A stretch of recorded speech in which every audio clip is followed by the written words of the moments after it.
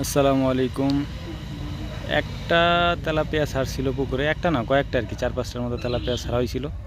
দেখেন কি অবস্থা, এরা পুরো পুকুরটাকেই দখল করে নিছে আর কি, মানে পুকুরে জায়গা নেই আর কি অন্য কোথাও মাছ দেওয়ার। বড়শিটা আনছি কিন্তু বড়শিটা ধরলে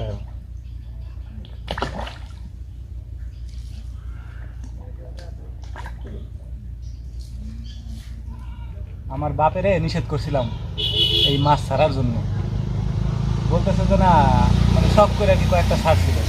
শখের অবস্থা দেখেন এখন কি হয়েছে, দেখাইতেছে আপনাদের।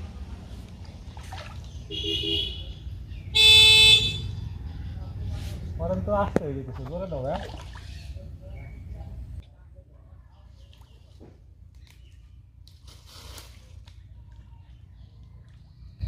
পুরো পুকুরটা ভরে গেছে একদম তেলাপিয়ার বাচ্চায়, মানে কি একটা অবস্থা। এখন এইগুলারে বিনাশ করার জন্য এইগুলারে হচ্ছে গিয়ে মানে কি বলে এটারে খাওয়ানোর জন্য কতগুলো চিতল মাছ দরকার। তো চিতল মাছ সংগ্রহ করে ফেলবো ইনশাল্লাহ খুব দ্রুতই, যাতে এই তেলাপিয়ার বাচ্চাগুলারে খাইয়ে ফেলতে পারে। পুরো পুষ্কুনি একদম পুরো ভরে গেছে। এই মাছ ধরার জন্য আমার বহুত কাঠখড় পোড়ানো লাগবে, বুঝলে, মিনা নিয়ে যায়।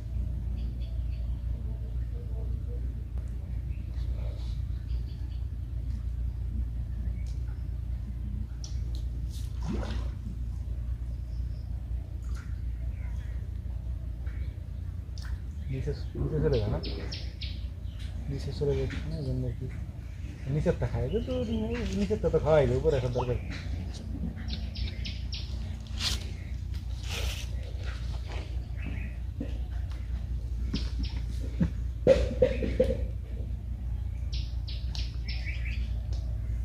বসে দিলে সেই ধরনের মাছ ধরে দিবি।